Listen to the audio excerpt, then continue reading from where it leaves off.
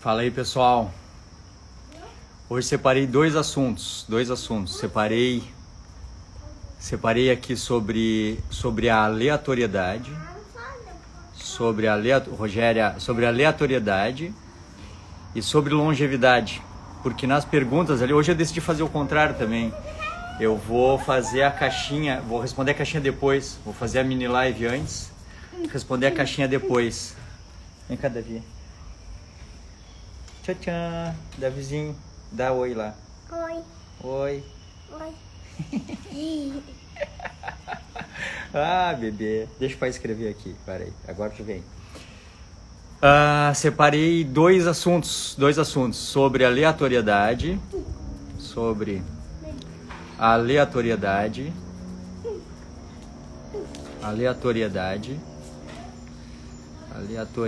sobre aleatoriedade,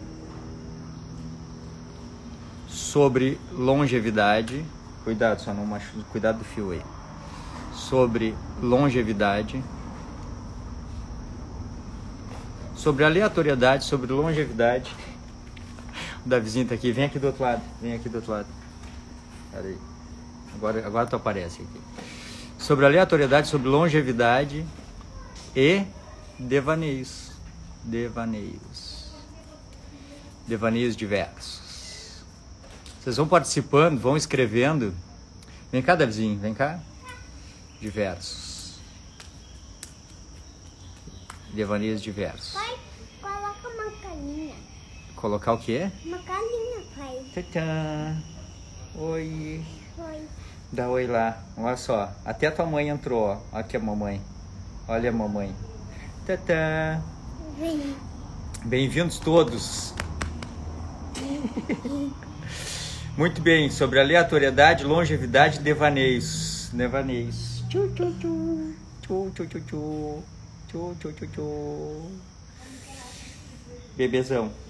Vai lá, daqui a pouco tu vem. Deixei para responder a caixinha depois hoje. Vou fazer a live primeiro. Depois eu respondo a caixinha, tem um monte de pergunta lá.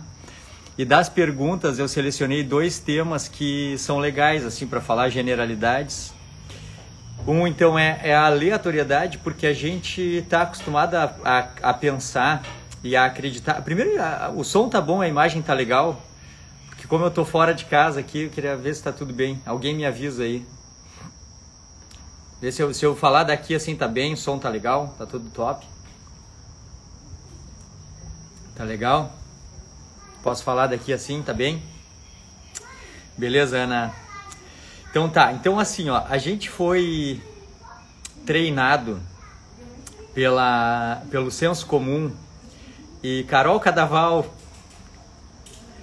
a gente foi treinado pelo senso comum. E Cíntia, bem-vinda.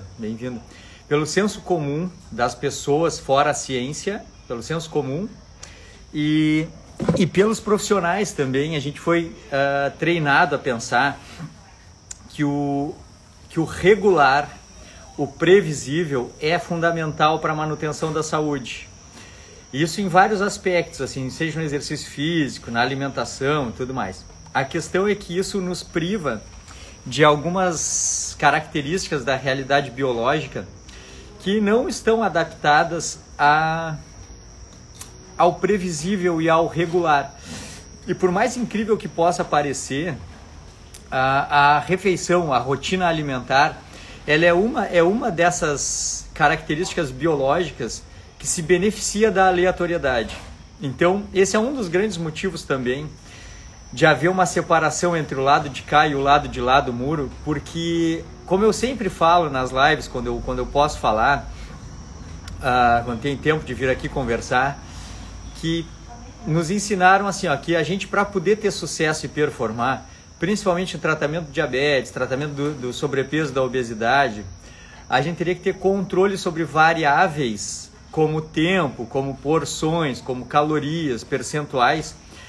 E quando tu entendes o funcionamento biológico do corpo humano, e não só do corpo humano, quando a gente entende o funcionamento biológico da interação entre o corpo humano e a natureza, no corpo humano e na natureza as coisas funcionam na aleatoriedade, desde que algumas variáveis estejam presentes. Assim fica bem explicado. Vocês lembram assim, ó, lá na terceira aula daquele projeto da travessia das 3 aulas, eu falei que quando a gente domina as variáveis certas, a aleatoriedade e o automatismo jogam a nosso favor. E isso é uma coisa muito importante da gente levar em consideração, porque a gente vai viver mais de 100 anos. A gente vai viver mais de 100 anos. E se a gente vai viver mais de 100 anos, como é que a gente vai viver controlando variáveis como tempo, porções e proporções, de modo que a nossa longevidade e a saúde dependam do acerto desses cálculos? É uma coisa muito complicada de fazer. E não é à toa que ela é uma coisa complicada de fazer. Ela é complicada de fazer porque o nosso corpo ele não funciona assim.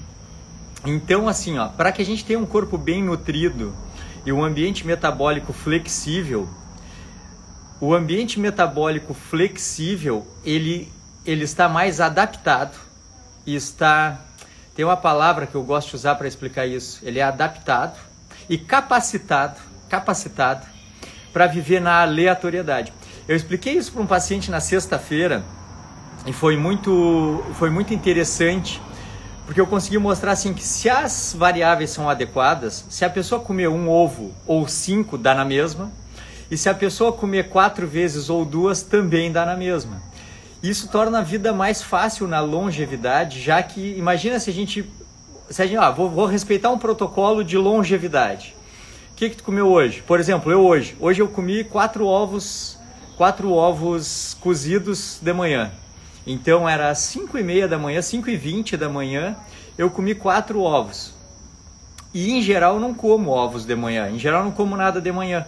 Então vejam só como funciona a aleatoriedade. Não comer nada ou 4 ovos dá na mesma. Agora tu imagina quando tu tem que bater uma meta de proporção de macronutrientes ou de horários para consumir, para comer. Pô, eu acabei de mexer em 100% das variáveis, porque de 0 refeições eu passei para uma de maneira aleatória e de 0 para 4 ovos eu fiz isso de maneira aleatória. Por outro lado, na hora do almoço, antes do almoço, eu cozinhei mais 4 ovos que eu estava disposto a comer. E eu não comi, eles ficaram ali, então eu poderia ter comido, mas não comi. E isso não foi previsto. O que a gente tem que entender? Que o nosso corpo ele espera receber... tem uma coisa importante para vocês entenderem isso. Para vocês entenderem o que eu estou falando, a gente tem que entender que existe uma realidade que não nos ensinam. Neila Passos, bem-vinda, Neila. Existe uma realidade que não nos contam, que é assim, ó. Primeira coisa, paradigma evolutivo, a gente tem que nos colocar como seres vivos no planeta Terra, como parte da natureza. E se a gente se coloca como parte da natureza, como seres vivos, a gente tem que entender que a gente ocupa um espaço, um nicho ecológico, como qualquer animal. Então imagina assim, ó. Tenta entender, olha aqui, ó. Tentem entender. Formem esse raciocínio assim, ó. Que isso vai ser importante para a vida de vocês, assim como é importante para a minha. Se a gente for estudar um animal qualquer em regime de vida livre e pegar um animal e ver onde ele vive, a gente vai ver que ele ocupa um lugar num nicho ecológico e que a presença dele naquele nicho ecológico faz com que ele tenha um papel na cadeia alimentar. Eu sei que é estranho pensar sobre essas coisas porque a gente se acha... Mas é importante no final do raciocínio, tá? É importante. Esse raciocínio não nos ensinam, tá? Presta atenção nisso. Não nos ensinam. E é um raciocínio importante para a gente não cair em balelas. E a gente se fechar esse raciocínio vai ser top, tá? Os animais em regime de vida livre ocupam um lugar no nicho ecológico e no nicho ecológico ocupam um lugar na cadeia alimentar. De modo que cada animal está adaptado a receber energia e matéria disponível naquele nicho ecológico. Então, quando a gente, por exemplo, pega uma cobra, olhem que interessante isso, ó. A gente pega uma cobra de um nicho ecológico, por exemplo, as cobras dos milharais dos Estados Unidos, tá? Aquelas corn snakes, aquelas cobras albinas dos milharais dos Estados Unidos. Elas estão adaptadas a consumir um certo tipo de hamster, a um certo tipo de rato, não sei dizer exatamente, mas elas dependem de uma rotina que é estabelecida. Presta atenção nessa frase agora, presta atenção nessa frase, todo mundo. Leandra, bem-vinda, Leandra. Gosto sempre de saber que tu tá aqui, sua louca. Olha aqui, ó. Presta atenção nisso. Presta atenção aqui, gurias. Presta atenção, xodós. Os animais que ocupam um lugar no nicho ecológico, que ocupam um espaço na cadeia alimentar, o corpo delas, o metabolismo delas, espera receber energia e matéria de acordo com o ambiente ao qual elas estão adaptadas. Isso acontece com animais inferiores, animais superiores, acontece com organismos unicelulares como bactérias. O lugar onde o organismo vive... Olha aqui, pessoal, acordem e prestem atenção aqui, seus fofoqueiros ficam conversando. Presta atenção, olha aqui, ó. As características ambientais determinam... A Lulu está aqui, que é professora de biologia, acho que ela está aqui, tá? As características ambientais determinam a realidade biológica e o ambiente metabólico do animal que lá vive e que lá se desenvolve, tá? Então imaginem qualquer animal. Eu me lembro quando eu fiz um workshop, acho que foi o primeiro ou segundo workshop, eu parei no 12º antes da pandemia. Hoje até o meu celular botou a foto ali de lembrança do 12º workshop. Foi o último, assim, 116 pessoas e depois não teve mais. Quando eu falei sobre o ornitorrinco em um workshop, disse assim, pô, se eu pego um ornitorrinco para criar, para que a Marla, que está comentando aqui, ela estava nesse workshop, que era um workshop basicamente sobre paradigma evolutivo e realidade biológica. Se eu pego um ornitorrinco para criar, eu não posso deturpar a realidade biológica dele, eu preciso entender o nicho ecológico que ele ocupa, o lugar na cadeia alimentar, e eu preciso alimentar ele com uma frequência e com um item que mimetizem o ambiente onde ele vive. Vocês entendem esse troço? Isso é fundamental, porque para a gente ter saúde do lado de cada muro, a gente tem que entender que nós evoluímos culturalmente e a gente dominou o ambiente. E a gente alterou características sociais e culturais do ambiente. Mas o nosso corpo, ele também é um animal e ele ocupa um nicho ecológico e tem um lugar na cadeia alimentar. E se a gente entender o nosso lugar, o nosso nicho ecológico e o nosso lugar na cadeia alimentar, a gente passa a ser, o nosso corpo, não nós enquanto pessoas, nosso corpo passa a ser um animal. Nosso corpo. E isso, quando a gente opera na cirurgia, a gente vê assim, ó, a gente tem realidade biológica, orgânica, que é de animais. A gente é diferente porque a gente é diferente culturalmente, mas biologicamente a gente não é diferente dos outros animais. Então, quando a gente tira um animal da realidade, bem-vindo de Munique, na Alemanha, muito bem. Quando a gente pega um animal, tira ele do nicho ecológico e deturpa a realidade biológica do nicho ecológico que ele ocupa e do lugar que ele ocupa na cadeia alimentar, a gente produz doença.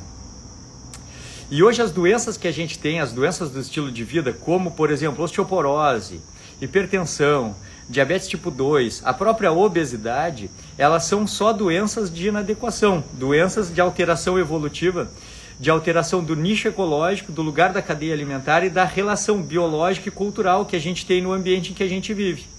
Então é fundamental entender que as variáveis, preste atenção de novo que essa é uma outra frase importante, que as variáveis que determinam a nossa saúde, elas são as variáveis dos ambientes naturais, onde se deu os processos evolutivos e onde se forjaram as características bioquímicas e biológicas. Então a gente tem um apêndice secal de um tamanho X com uma função X, a gente tem um intestino grosso de um tamanho X com uma função X, a gente tem um intestino delgado de um tamanho X com uma função X, a gente tem o pâncreas no duodeno por um motivo específico, a gente tem um estômago de um tamanho X com um volume X adequado para um nicho ecológico e para um lugar na cadeia alimentar.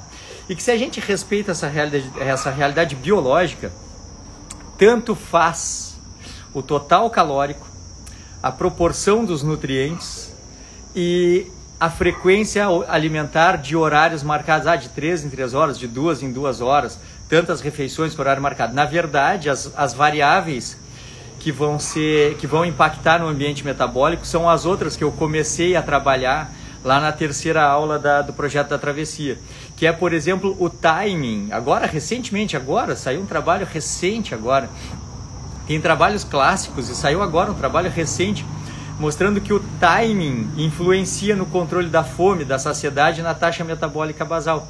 Então, o que é o timing? Não é o comer de 3 em 3 horas. O timing é o horário da principal refeição e a janela alimentar. Então, se a gente tiver uma janela alimentar curta, uma janela alimentar de menos de 12 horas, e se a gente tiver as principais refeições próximas ao horário assim, do meio-dia, do sol a pino, a gente tem um timing alimentar ótimo. E nesse timing alimentar, a gente consegue impactar o ambiente metabólico de modo a controlar os hormônios que controlam a fome, a saciedade, o particionamento calórico, que é para onde a energia vai, se ela vai ser mais armazenada ou mais queimada, a despeito do total calórico ingerido. Então o timing ele é mais importante. Num determinado momento, numa determinada realidade, o timing, o momento onde a gente come, ele é mais importante que o total calórico. E não é o que a gente escuta no Instagram, não é o que a gente escuta da maioria dos profissionais que trabalham com emagrecimento. Para a maioria dos profissionais, vocês já escutaram frases assim, que o que importa é o total calórico. Mas isso pro lado de cá do muro, onde a gente entende a realidade biológica, o timing, por exemplo, é mais importante. Então a janela alimentar, a gente tem uma janela alimentar curta, de no máximo 12 horas ou menos. O timing, onde as principais refeições são mais perto do meio-dia. A frequência alimentar mais baixa, não comer pequenas refeições ao longo do dia, ao contrário do que nos disseram. Na verdade, a gente sempre tem que comer conforme a fome e buscar a saciedade em cada refeição. Quando a gente está doente metabolicamente, isso é uma coisa complicada. Quando a gente está, por exemplo, vivendo a obesidade, o controle da fome, da saciedade, ele já está por si deturpado. Então a gente diz assim, come conforme a fome. Eu hoje, um adulto jovem, saudável, magro, eu posso dizer que eu posso comer conforme a fome e vai dar tudo certo. Na vigência de obesidade e na vigência de diabetes, de hipotireoidismo, de doenças metabólicas e hormonais, isso pode não ser verdade. Então, claro que a gente precisa estudar caso a caso. No entanto, se a gente mantiver uma janela alimentar pequena e uma frequência alimentar baixa, a gente já está ganhando. Já é mais fácil do que ter que controlar a quantidade das porções e o horário marcado das porções. Já é mais difícil fazer isso. Então, quando a gente controla o timing e o lugar da principal refeição, a gente já está na frente, porque são variáveis que se adequam à nossa vida. Assim, eu consegui, enquanto eu operava mais, enquanto eu atendia mais, eu conseguia manter uma frequência alimentar baixa, inclusive é até mais fácil manter uma frequência alimentar mais baixa do que mais alta. Vocês vão de convir comigo, né? É mais fácil, assim, se eu disser para vocês, se eu pegar aqui a Maurício Torestes, é isso? Maurício Torestes. Se é Maurício, eu quero que tu me entregue 60 dias fazendo 3 refeições por dia. Tu pode ter as dificuldades de controlar a fome, a saciedade, a ansiedade, mas tu vai ter uma chance muito maior de conseguir me entregar 3 refeições por dia por 60 dias do que se eu te dissesse assim, Maurício, me entrega 12 refeições por dia, fraciona a tua dieta em 12 refeições por dia e me entrega isso em 60 dias sem errar. A chance de errar é muito maior, tanto a chance de errar na quantidade quanto a chance de falhar, seja para mais, seja para menos. Então, uma rotina alimentar de frequência mais baixa, ela é mais adequada biologicamente e ela também é mais fácil de manter no longo prazo. Frequências muito baixas, como jejuns prolongados, já não é verdade. Se a gente não consegue, eu tenho pacientes, eu mesmo já fiz aqueles protocolos de 1 meal a day, uma refeição por dia. Já fiz isso com uma refeição ao dia no almoço, quando eu estava performando em jejum, fiz isso. Já fiz também 1 meal a day, uma única refeição por dia de noite. Também consegui fazer. Mas também não é uma coisa que tu consegue manter por estilo de vida no longo prazo. Agora, todos nós aqui, inclusive o Maurício que respondeu aqui, que entendeu. Cara, se eu te dissesse assim então, Mauricião, se eu te dissesse assim, cara, velho, faz o seguinte, mantenha a frequência alimentar entre 0, se não tá com fome, não come, cara, e 4 refeições por dia. Então, se não tá com fome, tu não come, mas se tu tá com fome, tu maneja isso entre 0 e 4 refeições por dia. Café da manhã, almoço, café da tarde, janta. Aí, de vez em quando, não tá com fome de manhã, não come. Come 3, almoço, café da tarde, janta. De vez em quando tá com fome de manhã, come, não tá com fome de tarde. Café da manhã, almoço e janta cedo. Às vezes tá com fome e come as 4 refeições, às vezes não tá e come 2 refeições. E eu te disser assim, Maurício, cara, tu vai estar jogando com uma frequência alimentar adequada se tu mantiver 4 refeições por dia, desde que isso seja jogado numa janela alimentar pequena e que tu não belisque, não pique a dieta nos meios, e tu pode variar de 0 a 4. E a perfeição no protocolo vai ser se tu variar de 0 a 4 ao longo dos 60 dias, como tu quiseres, de 0 a 4. E aí tu me diz, pô, Marcelo, fiz jejum, não comi nada. Marcelo, comi 4 vezes no dia. Marcelo, comi 2 vezes por dia. Eu vou dizer, cara, tu bateu 100% da meta, porque tu manteve uma frequência alimentar entre 0 e 4 e tu conseguisse manter uma janela alimentar menor. Tu te alimentou a primeira refeição, quando tu tomava café, era 7, 8 da manhã, 6, 7, 8 da manhã, e a última refeição, 5, 6, 7, 8 da noite. Cara, tu manteve uma janela de no máximo 12 horas no dia alimentada, tu trouxe a principal refeição para mais cedo e conseguisse variar entre 0 e 4. Cara, isso aí o cara faz a vida inteira, tu faz isso por 100 anos. Variar entre 0 e 4 e priorizar as refeições mais cedo. Cara, isso dá para fazer a vida inteira. Aí tu me diz assim, tá, Marcelo, mas não é sempre que eu consegui fazer a principal refeição mais cedo. Eventualmente eu fiz jejum, ou fiz uma pequena refeição mais cedo e fiz uma última refeição maior às 18, 19 horas. Cara, tá ótimo também, tá muito bom também. Então, quando a gente domina as variáveis biológicas, a aleatoriedade joga a nosso favor. Por um motivo que eu não expliquei. Parei. Piolho nazi. Me manda direct direto. Claro, cara, a gente consegue fazer direto. Vamos dizer assim, ó. Ah, bom, vou te ganhar, cara. Vou te ganhar. Eu consigo fazer entre 0 e 4 refeições por dia há 10 anos, cara. Há 10 anos eu faço entre 0 e 4 refeições por dia. É muito raro, muito raro. É tão raro que eu te diria assim, ó. Não sei te dizer quando foi a última vez que eu comi mais do que 4 refeições no dia. Cara, não sei dizer. Não sei dizer. Porque se a gente respeitar a outra variável, que é a adequação biológica do alimento e o processamento mínimo, a gente não tem fome. Então assim, ó, tu não vai me ver comendo comida processada. Não vai me ver. Não vai me ver. Tu vai me ver de maneira muito eventual, assim, tá? Muito eventual. 2020 tu não vai me ver mesmo porque eu não comi. 2020 eu tirei para não comer comida processada por motivo de foco. Principalmente para ter disciplina por causa das gravações do curso. Quando eu tive que gravar todo o curso, eu fiz todo o curso. Quem quer uma curiosidade, Leandra, eu não falei isso nem no grupo dos humanos e nem no canal do Telegram lá do curso. Eu fiz todo o curso praticando jejum, banho frio, exercício todos os dias. Eu fiz todo o curso num rigor de disciplina muito grande. E esse ano eu tirei para isso, eu tirei para não comer comida processada. Eu já contei que em 2019 eu comi comida processada, assim, vamos pedir uma pizza. Vamos pedir um bauru. De boa, porque a frequência era muito baixa. Agora, 2020, o meu consumo de comida processada foi zero. E a minha frequência alimentar foi entre 0 e 4, mas a frequência alimentar entre 0 e 4 é uma coisa que eu tenho há 10 anos. Há 10 anos. Então é uma coisa fácil. Mas o que eu ia contar de como é que as coisas funcionam assim.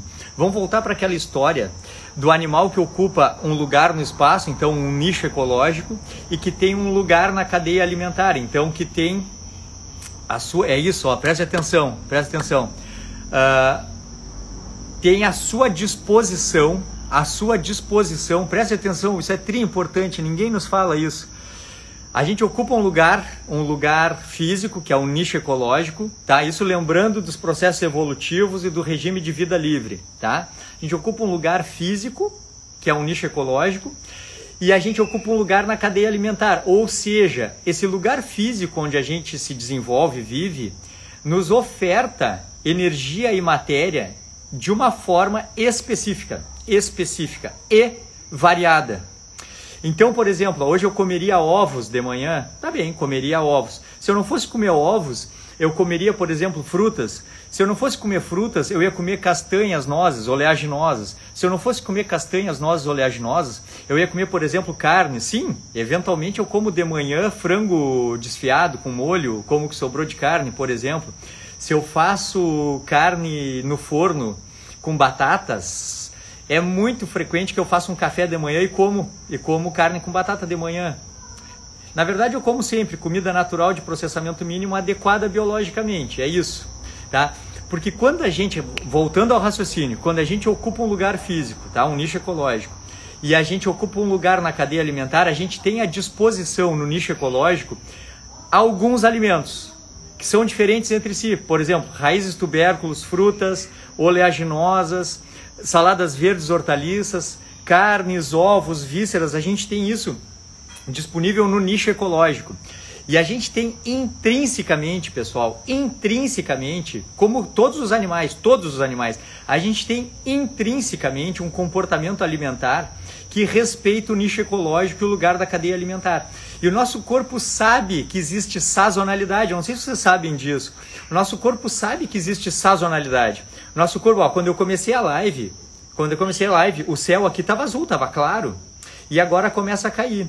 Claro, eu estou agora com as luzes acesas aqui na área, mas daqui a pouco eu já desligo, já começa. Então o corpo sabe que existe o dia e a noite, o ciclo circadiano, a gente tem relógios biológicos, e o corpo sabe, olha aqui pessoal, preste atenção que as pessoas não sabem disso.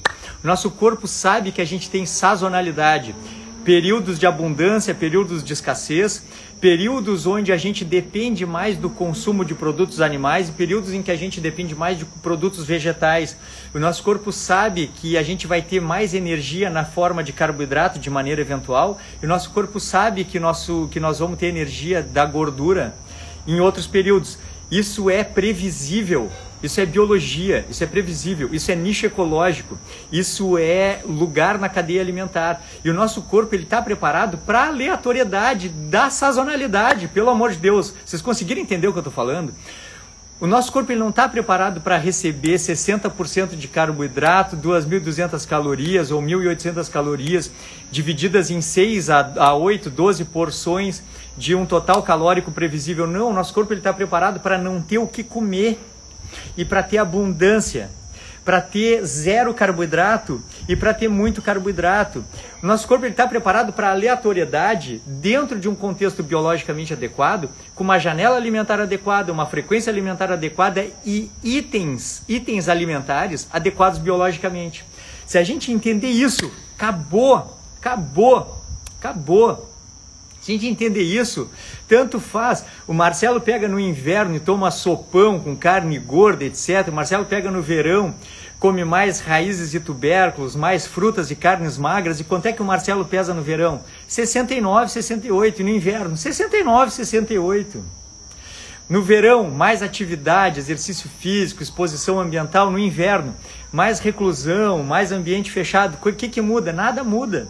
Porque o corpo está preparado para a aleatoriedade, desde que a gente mimetize o nicho ecológico e o lugar na cadeia alimentar. Que louco! Legal, né? Legal. Pô, legal.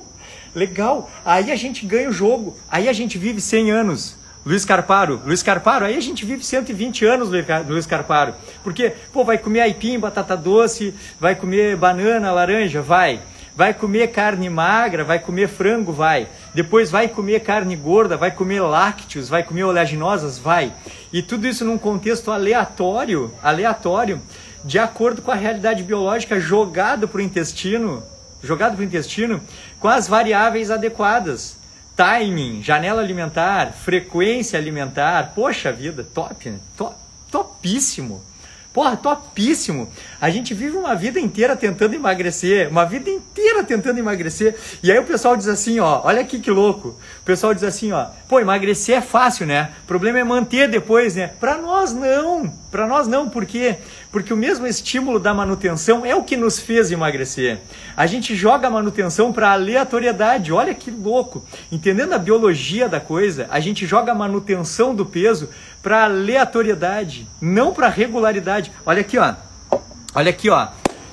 Quem consultava comigo antigamente, no passado, na terceira consulta, claro, eu não explicava tudo, não tem como fazer isso, né? Por isso eu criei o curso, não tem como explicar esse troço. Mas na terceira consulta eu falava assim, ó, a partir de agora tu tem que entender que o irregular é melhor que o regular.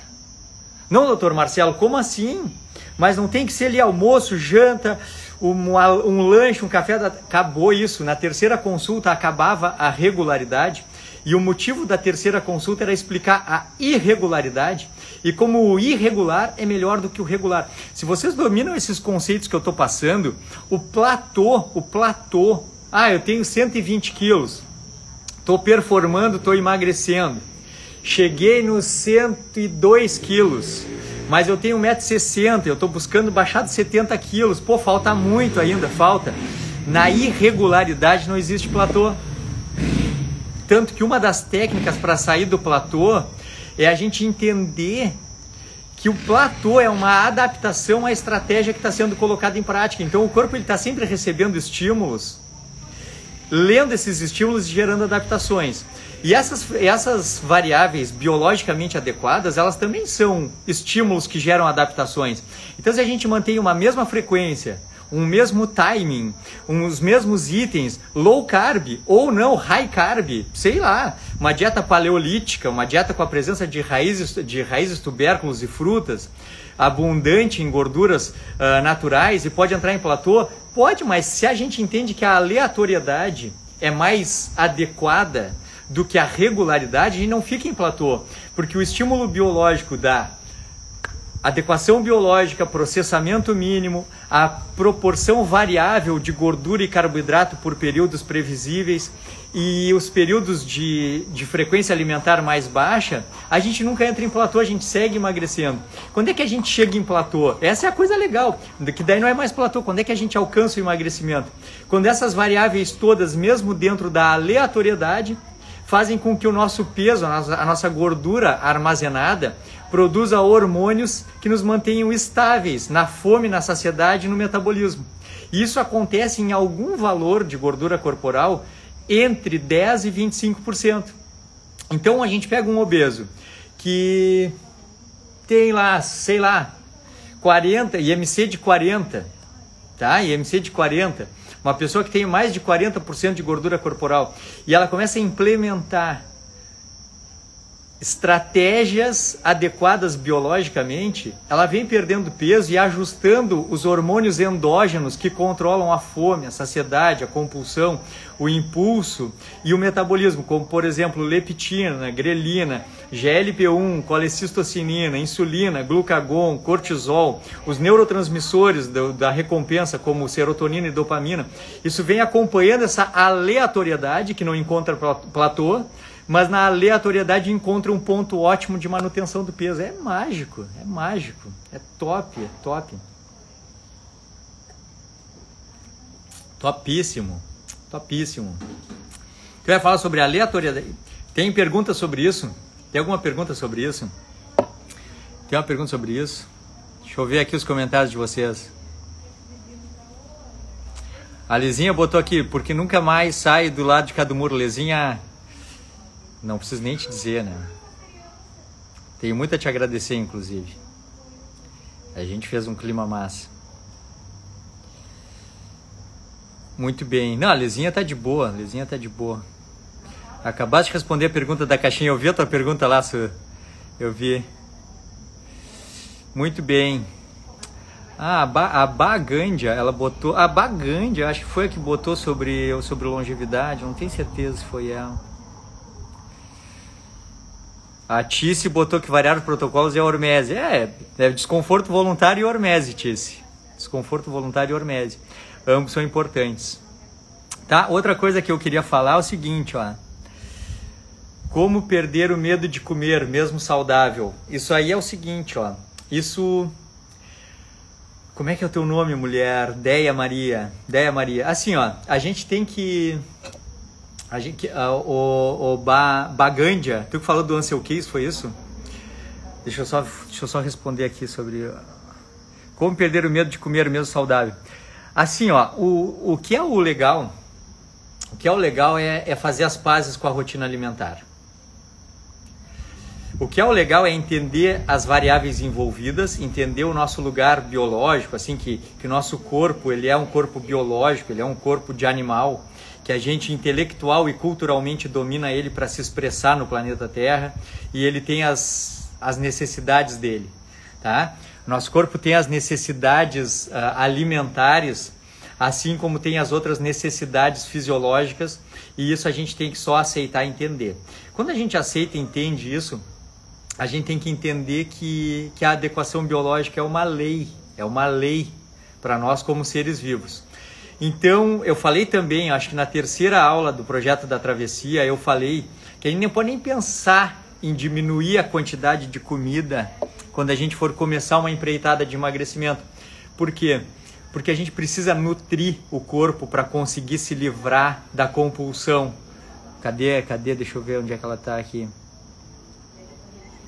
A Deia Maria, estou falando para ti e para todos os outros que estão escutando, mas Deia, estou falando para ti. A gente tem que entender a nossa realidade biológica, entender que a gente precisa comer comida e a gente precisa se abster de produtos processados, porque os produtos processados, com os seus corantes e conservantes, com as suas misturas nefastas de açúcar, óleo, sal, gorduras processadas, fazem com que a gente perca esse controle endógeno hormonal da fome e da saciedade. Então, a gente precisa entender assim, ó, enquanto a rotina alimentar for ultraprocessada e for inadequada biologicamente, a gente vai perder sempre.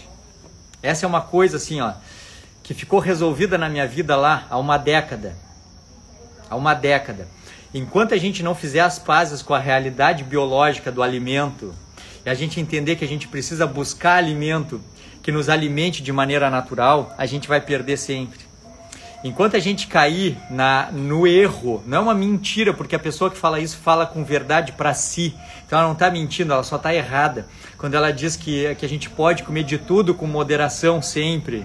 Tá? Ela não tá mentindo, ela nem é mau caráter, ela está usando a verdade que lhe convém, que ela aprendeu.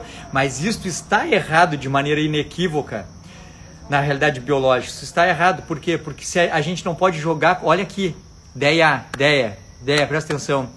A gente nunca vai poder contar com a aleatoriedade se a gente consumir comida processada com frequência. Porque a comida processada, ela altera o nosso ambiente hormonal, perpetuando a fome, a ansiedade, a compulsão e o impulso. E aí tu vai sempre depender do controle voluntário das porções, porque sempre a gente tende a desregular o controle endógeno da fome, da saciedade, da ansiedade, da compulsão. Então, para nós que temos tendência de engordar, para nós, quando nos falam que basta ter força de vontade, controle, autocontrole e comer de tudo com moderação, estão nos enfiando uma faca no peito, porque isso é impossível para nós. Tá? A gente precisa poder contar com a aleatoriedade para ter sucesso no longo prazo. Por quê? Porque a vida nos atropela. A gente tem filho, a gente trabalha, a gente tem frustrações, a gente se estressa. E aí a tendência é a gente perder o controle. Então a gente passa a maior parte do tempo fazendo refeições no automático e comendo não por fome e saciedade hormonalmente determinada, mas por outros motivos da vida. Então a gente já tem isso para controlar, os outros motivos da vida. Agora, quando a própria comida nos gera compulsão, aí não tem como a gente ganhar. Então assim, ó, se tem alguém que está me escutando agora que está tentando emagrecer, tentando controlar variáveis assim de total calórico, de gasto calórico no exercício, de tentar ter prazer na alimentação comendo produtos processados, enquanto não achou ainda o prazer de comer comida natural, tu vai perder, tu não vai conseguir. Não vai conseguir. Escuta a palavra de um médico que trabalha com isso há uma década e que não fica vendo só os casos que dão certo. Eu fico vendo os casos que não dão certo. Nas academias, nas histórias de sucesso, tu vê só o espectro das pessoas que tiveram sucesso. Só que as pessoas que não tiveram sucesso são 95%. E aí tu vê ali no Facebook, tu vê no Instagram, tu vê o personal dizer assim, olha aqui, essa pessoa emagreceu comendo de tudo com moderação, mas essa pessoa aqui, ela é um cisne negro, porque em geral não dá certo. E aí tu fica falhando e ninguém fica te vendo, porque tu nunca vira um caso de sucesso de antes e depois, porque fica tentando controlar as variáveis do Instagram, do profissional que está tentando fazer uma coisa dar certo baseada em princípios que não tem adequação biológica. E aí tu fica te frustrando cada vez mais. Então acredita em mim, assim, ó, enquanto não entender o teu lugar físico, de onde a gente veio, qual é a nossa realidade biológica, qual é o alimento que é mais saudável para nós, tu nunca vai perder o medo de comer, porque tu vai ser sempre vítima da compulsão. Então, o que eu estava querendo te dizer é que quando tu dominar isso, fazer as pazes com a comida, parar de tentar diminuir porção, comer, encher a barriga, ficar satisfeita de comida natural de processamento mínimo, e fizer isso ao longo do tempo, controlando as outras variáveis, então timing, frequência alimentar, botar a principal refeição mais cedo, perto do almoço, cuidar para não comer muito carboidrato, cuidar para não comer muita gordura, comer de maneira sazonal as coisas da estação, dominar outros conceitos que eu fico trazendo aqui no Instagram e tudo mais, o sucesso ele é inevitável, ele é inerente à estratégia. Olha o que eu te disse, ó. Quando tu entende a estratégia de adequação biológica, o sucesso ele é inerente à estratégia. Entre vários motivos, o motivo principal é que a aleatoriedade joga a nosso favor. E quando a gente tenta perder peso fazendo déficit calórico voluntário com exercício, quando a gente tenta perder peso fazendo déficit calórico controlando as porções, quando a gente tenta controlar a fome, tendo uma rotina alimentar regular com um período pequeno, a gente controla variáveis que não estão associadas com sucesso no longo prazo. Porque a gente não pode contar com a aleatoriedade, a gente depende da regularidade, a nossa vida ela não é regular. A nossa vida é irregular. A vida de um pai de família, a vida da mãe de família, a vida do profissional não pode depender de ter que ir para a academia, fazer horas e horas todos os dias com horário previsto. Se falhar, perde peso, ganha peso. Se torcer um tornozelo, engorda. Se tem uma frustração na vida, desconta na comida e engorda. A gente vai perder sempre. Então a gente tem que conseguir um método que nos forneça emagrecimento e longevidade em que a aleatoriedade jogue a nosso favor. Porque a gente pode falhar. E a falha vai estar prevista na aleatoriedade. Tá? E pô, isso é trissério, sabe? Isso é trissério mesmo. Muito bem. Deixa eu ver aqui. Helena Killing, tu tá aqui, tesouro. Carla Soares, eu mandei foto, falei com a Carla, ficou toda emocionada. Eu também fiquei, Carla. Muito bem, a Lezinha já sabe isso, assim, ó. A gente perde o controle natural, isso aí. Exatamente, coisa e tal. Muito bom, Helena Killing. Quando a gente não domina, a Leandra botou aqui, ó, quando a gente não domina as variáveis, emagrecer e reengordar é a regra. Agora, quando a gente domina as variáveis certas, emagrecer, performar e adquirir capacidades associadas à longevidade é que é a regra. A Cíntia, muito louca, colocou que eu achei realmente não era possível, mas agora a Cíntia já viu que não existe o impossível, né? A Cíntia chora todos os dias, a Cíntia ficou chorona como eu. A Márcia botou aqui, amo comer, mas estava bitolada pesando a comida há mais de ano para manter o peso. O curso te libertou. É outra visão, né? Vocês viram que eu botei ali nos stories? Claro, essa live vai ficar gravada, então alguém vai ver isso, não vai entender nada. Então eu vou explicar. Vocês viram quando a gente enxerga a vida de outro jeito? É como se a gente botasse um óculos que mostra outras realidades. Então os meus pacientes, o pessoal que frequentou o workshop, os alunos do curso, a gente é como se botasse um outro óculos que mostra outra realidade. E aí para nós fica estranho ver uma pessoa produzindo déficit calórico voluntário, correndo para perder peso, assim, fazendo corrida de 20, 30, 40, 50 km para perder peso. Uma coisa é performar para ter saúde, para ter prazer, assim. Mas assim, pesar comida, procurar déficit, a gente bota os óculos da realidade biológica e começa a enxergar a vida de outro jeito. É muito louco, é muito libertador. Muito libertador. Muito bem. Muito bem.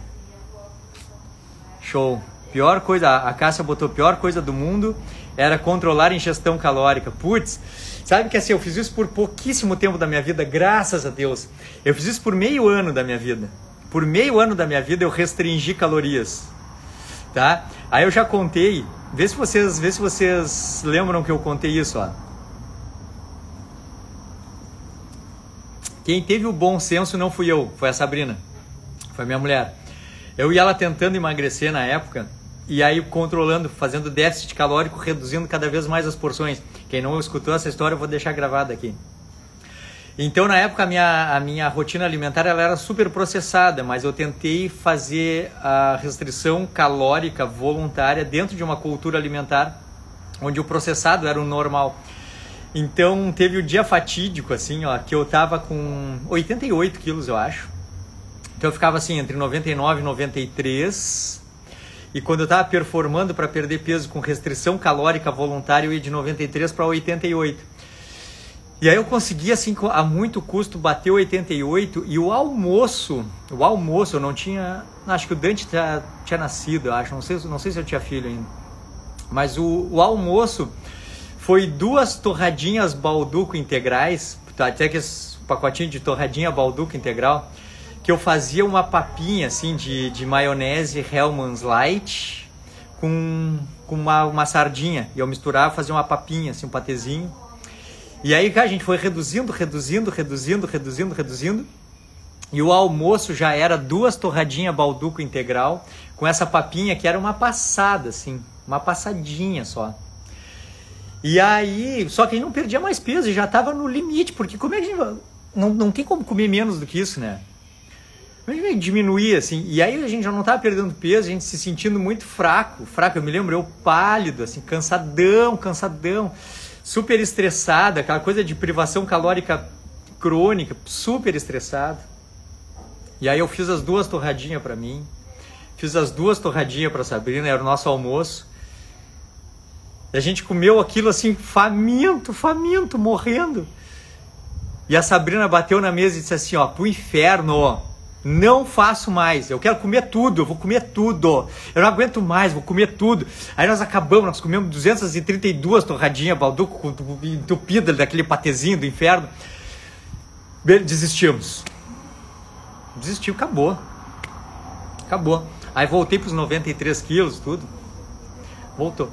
Mas foi naquela época ali que se deu toda aquela história que eu contei, que eu tava de plantão na Unimed, que eu atendi um gurizão, guri com faringoamigdalite, e atendi ele às 19 horas. E aí perguntei se ele estava bem alimentado, ele disse que estava super bem alimentado. Aí eu prescrevi medicação e daí eu perguntei o que ele tinha comido. E ele disse que ele só tinha comido no dia anterior, porque hoje, por causa da infecção, ele não estava com fome, não tinha comido nada. Aí eu disse para ele que como é que, se ele não tinha comido nada, como é que ele dizia que estava bem alimentado. E aí ele botou ali 2 links de 2 sites e coisa tal, que eu engavetei, deixei ali engavetado. Mas foi dali que as coisas começaram a surgir. E aí vamos dizer que isso foi lá por julho, era inverno, assim, julho, agosto. E aí em dezembro eu desengavetei aquilo ali, olhei e comecei a estudar. E aí eu estava em dezembro de 2008 com 93. E aí comecei a performar dessa nova forma, então biologicamente adequada. Era um site do Chris Kresser e um site do Mark Sisson, quando as coisas começaram. E aí eu comecei em dezembro com 93 e em fevereiro eu estava com 70 quilos, perdi 23 quilos. Então em 2009 já estava com 70, depois baixei para 69 e até hoje peço 68, 69. Pronto, devaneei. Gente, live de devaneios. Que louco. Tá? Então tá. Então era isso. Outra coisa então que eu ia falar é que uma pessoa colocou ali assim, ó. Que eu acho que foi a Bagandia, não sei se foi, que colocou assim, ó. Mas como é que pode o Ansel Keys ter vivido 100 anos? Ele morreu velho, né, o Ansel Keys. O Ansel Keys, para quem não sabe, é um bioquímico lá que começou com essa história de dizer que a gordura aumenta o colesterol e que o colesterol causa doença cardiovascular. Então o Ansel Keys era um bioquímico com viés vegetariano, assim, com umas questões também religiosas lá, e tinha muita contrariedade, muita aversão ao consumo de produtos animais, etc. Principalmente a gordura animal. E aí o Ansel Keys começou a tentar provar lá, foi tu, isso aí, Ana Cláudia, isso aí, tá, então agora é pra ti, tá, é pra ti. O Ansel Keys começou a levantar a bandeira de que a gordura, esse livro Gordura Sem Medo, da Nina Teicholz, tem toda essa história descrita lá. Livro fundamental, tá, fundamental leitura, eu tenho lá no consultório. Se alguém quiser emprestado, pega lá comigo. E aí ele começou a fazer experimentos, e aí um dos experimentos clássicos foi com coelhos. Ele demonstrou que as placas ateromatosas que levavam a infarto nos coelhos tinham a ver com o colesterol e com a gordura na dieta dos coelhos.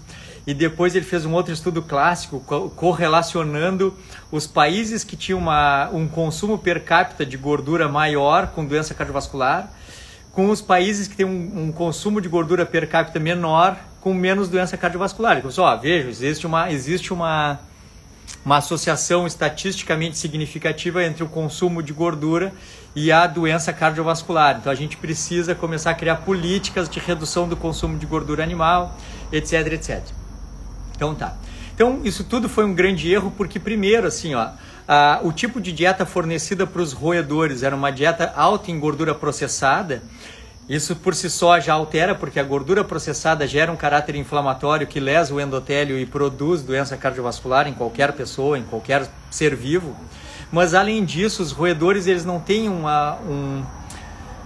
uma realidade biológica adequada para o alto consumo de gorduras. Eles são roedores, eles têm uma dieta mais voltada para carboidrato e menos gordura. Então é injusto tu testar uma teoria num animal que não é adaptado biologicamente a teoria que vai ser testada. Então, a gente não pode dizer que gordura faz mal porque coelhos com alto consumo de gordura processada infartaram com placas ateromatosas às custas de depósito de colesterol. Isso está errado biologicamente. Isso não se aplica em humanos, por exemplo, que somos onívoros de viés carnívoro, bem adaptados ao uso da gordura como forma de energia. Então, essa metodologia ela era inadequada biologicamente. E a outra questão era que o Ansel Keys fez o estudo dos 7 países, que fez essa correlação entre os 7 países que mais consumiam gordura e tinham doença cardiovascular, só que, no entanto, eram muitos mais países onde, no geral, a associação era inversa. Então, tinham países como, por exemplo, a França, que tinha um grande consumo per capita de gordura e não tinham doenças cardiovasculares. E aí isso ficou sendo chamado de paradoxo francês, porque como que a despeito de um consumo maior de gordura não tinham doença cardiovascular? Na verdade isso não é paradoxo nenhum, na verdade essa é uma realidade biológica humana, onde o consumo de gordura não produz doença em humanos, e na verdade o estudo de 7 países foi um viés proposital para defender uma hipótese prévia ao estudo, então para defender os interesses do pesquisador. Então foi tudo errado, o Ansel Keys fez um monte de coisa que acabou nos atrapalhando. Só que daí me perguntaram assim, mas ele viveu mais de 100 anos. Beleza, se for ver documentários sobre centenários das Blue Zones, por exemplo, tem centenários que fumam horrores e não tiveram câncer de pulmão. Tem sedentários que têm uma dieta ruim. Tem sedentários que são... Tem centenários que são sedentários. Então, assim, qual é a chance da gente ser sedentário, tabagista, alcoólatra e ser centenário? É uma chance muito pequena, muito pequena. Mas qual é a chance de a gente ter uma realidade biológica saudável, adequada, um bom convívio com a natureza, se alimentar, usar, por exemplo, tem um módulo de longevidade no meu curso lá que fala sobre isso, manutenção da massa magra, manutenção da massa óssea, performance física, performance intelectual, performance metabólica. A nossa chance é infinitamente maior de ser centenário. Então, se até um tabagista, uma pessoa com uma vida insalubre, pode, ao acaso e na aleatoriedade, alcançar uma longevidade, a questão é que a estatística, a chance é muito pequena, o Ansel Keys também poderia.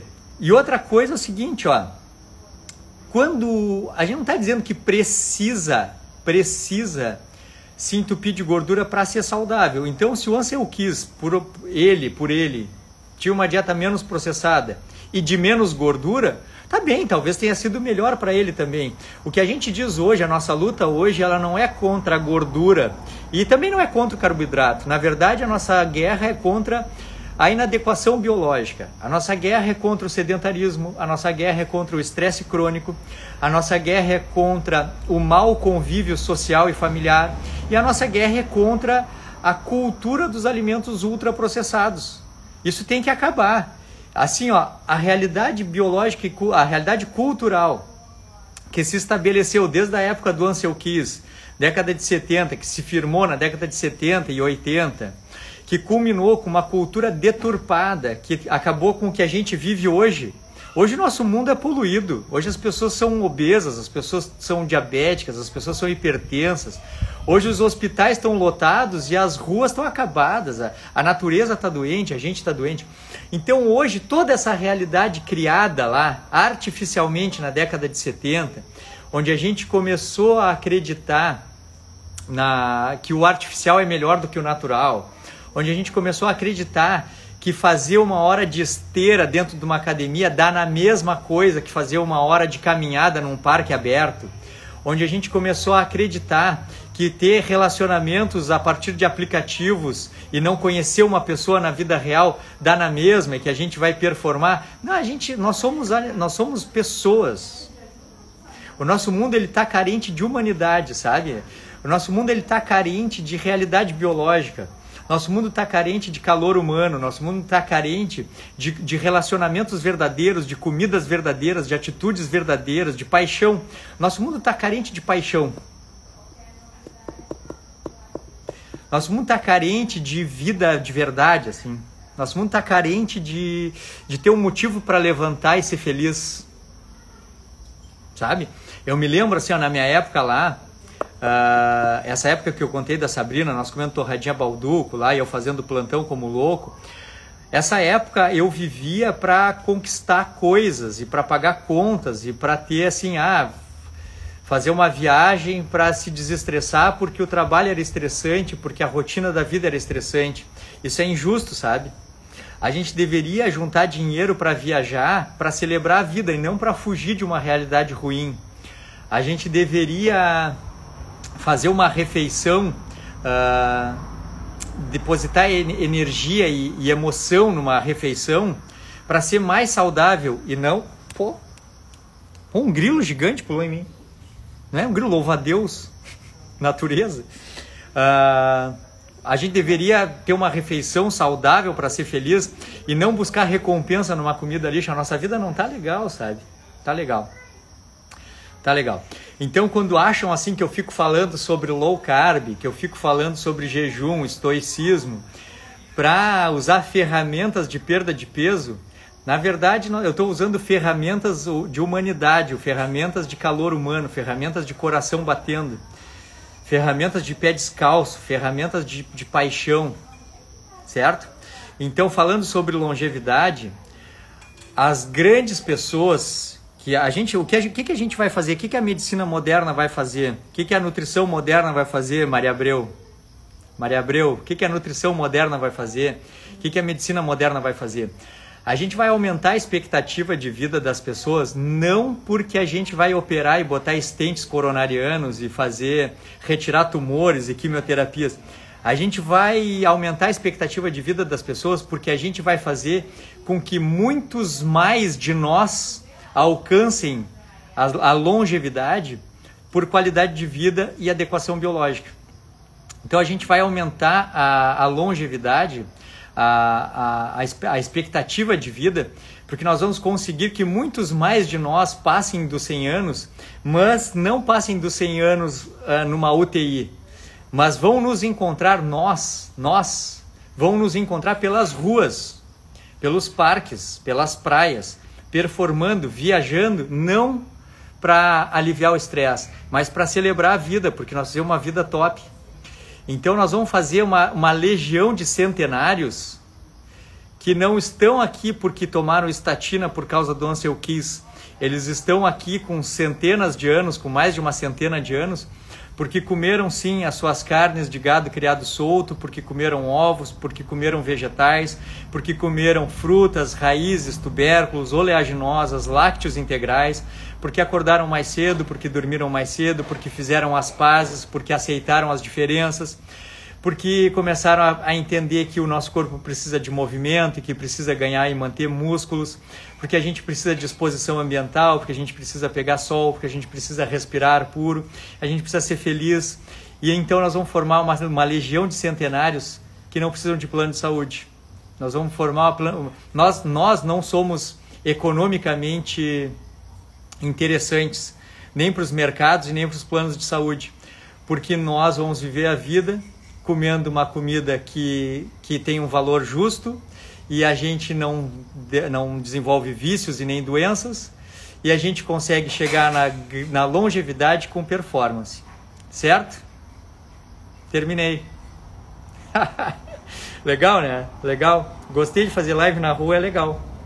Tô cheio de bicho na minha volta aqui. Alguém quer comentar alguma coisa? Gateira Forever. Adoro te ver nas lives. Muito bem, muito bem.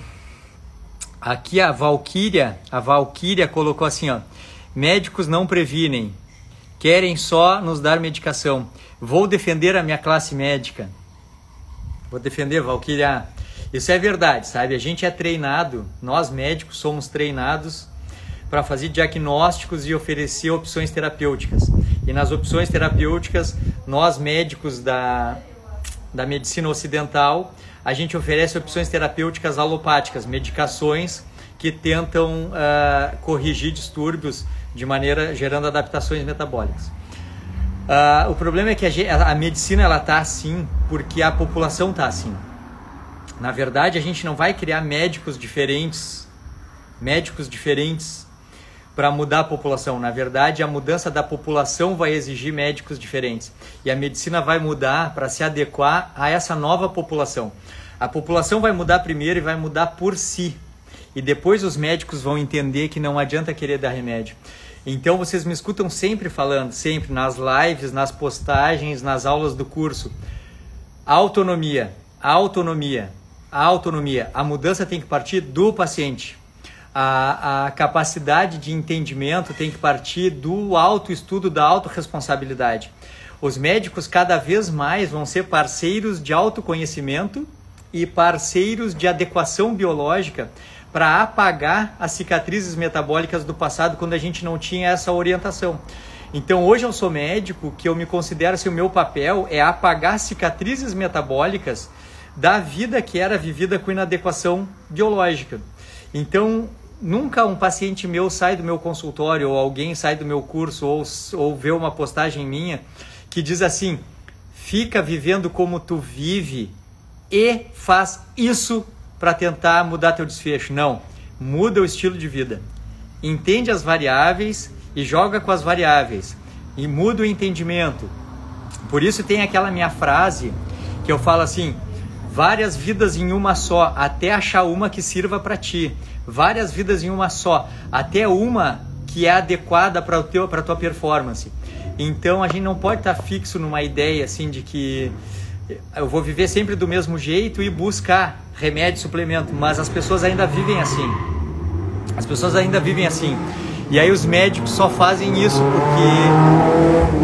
passou um carro barulhentaço aqui. Os médicos só respondem a demanda das pessoas, né?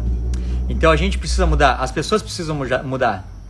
As pessoas precisam mudar. E depois disso aqui, ó, a Monique botou aqui, ó, o que tu falou sobre os médicos vale para a política. Exatamente. Exatamente. A gente tem que se rebelar contra o sistema. Eu gosto de uma frase do Henrique Altran, lá do Instagram do Henrique Altran, um Instagram top assim, de conteúdo. E o Henrique Altran é um que fala assim: a gente tem que se rebelar contra o sistema sendo melhor do que o sistema, sendo saudável. Então uma outra frase que eu falo é isso, assim: a gente tem que individualmente melhorar em nós os traços que a gente quer ver melhores nas outras pessoas e no mundo. E aí o mundo começa a mudar. Aí o mundo começa a mudar. Por isso o slogan do curso lá, um corpo novo para uma vida nova, porque a gente muda tudo. Muito bem. Zara, tu estás aqui, Zara. Então é isso, meu pessoal. É isso, minhas pessoas. Foi um prazer. Alguém botou pergunta aqui na caixinha. Tem as perguntas. Putz, as perguntas estão todas aqui. As perguntas da caixinha estão todas aqui. Eu vou responder as caixinhas da pergunta hoje, depois, tá? Eu vou deixar a caixinha lá aberta, vou responder as perguntas depois hoje.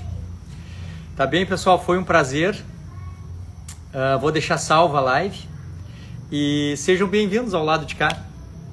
Um lado onde as coisas acontecem desse jeito, onde a aleatoriedade joga a nosso favor. Foi um prazer Foi um prazer, fico feliz pela presença de todos. Contem comigo. Até o próximo encontro. Beijo, beijo, beijo.